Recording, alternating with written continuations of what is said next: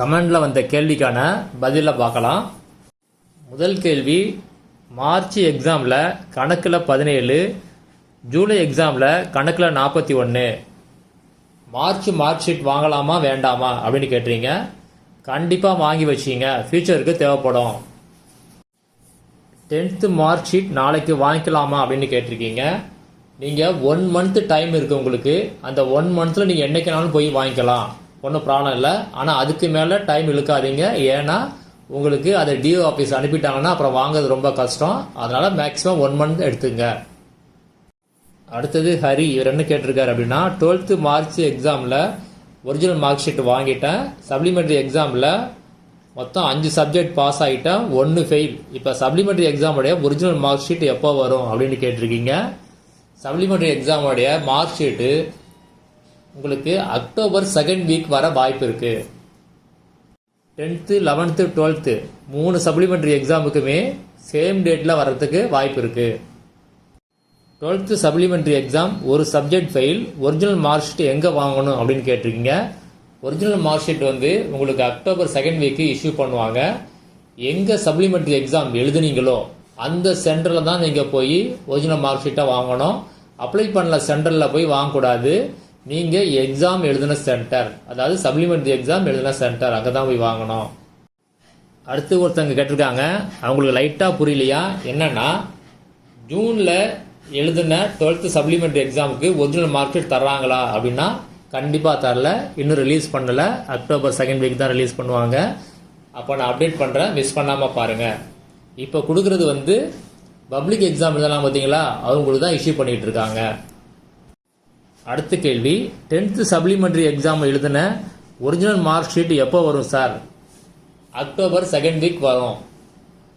அடுத்த கேள்வி என்னன்னா, 11th ஃபெயிலு 12th பாஸ் பண்ணிட்டேன், டிகிரி ஜாயின் பண்ண முடியுமா அப்படின்னு கேட்டீங்க.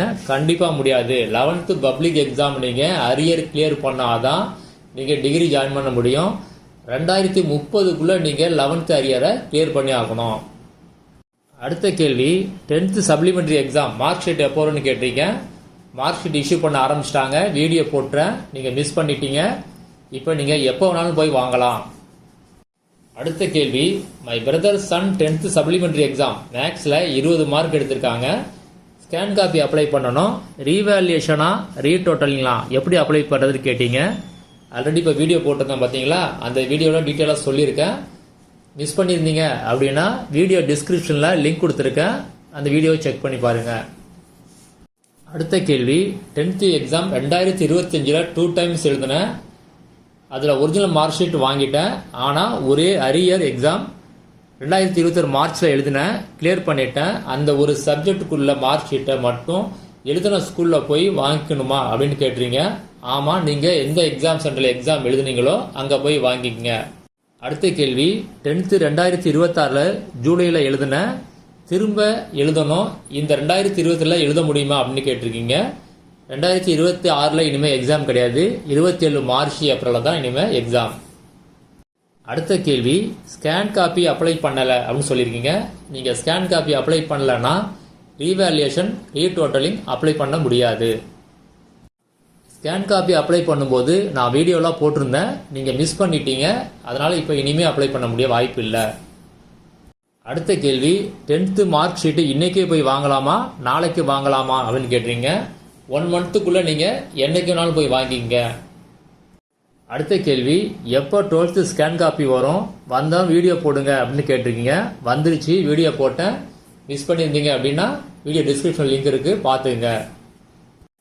அடுத்த கேள்வி, already 10th English Tamil pass பண்ணோம், ஆனால் மேக்ஸ் சப்ஜெக்ட் ஃபெயில்.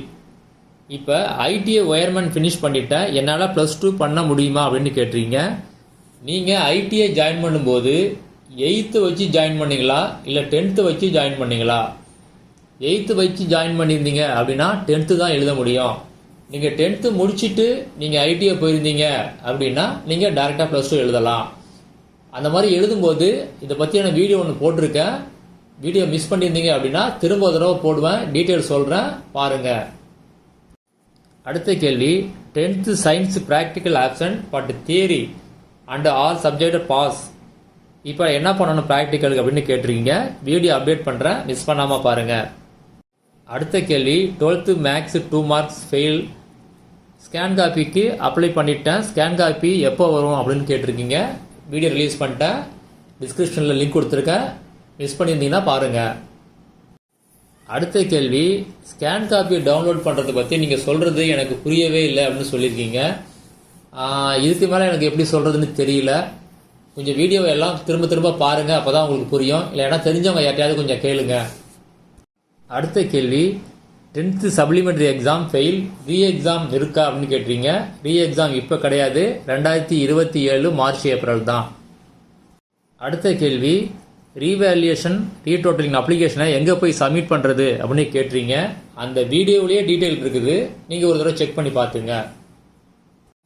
அதே கேள்வியில் இன்னொன்று கேட்டிருக்காங்க, அவங்க எதுக்காக சப்மிட் பண்ணணும் அப்படின்னு கேட்டுறீங்க.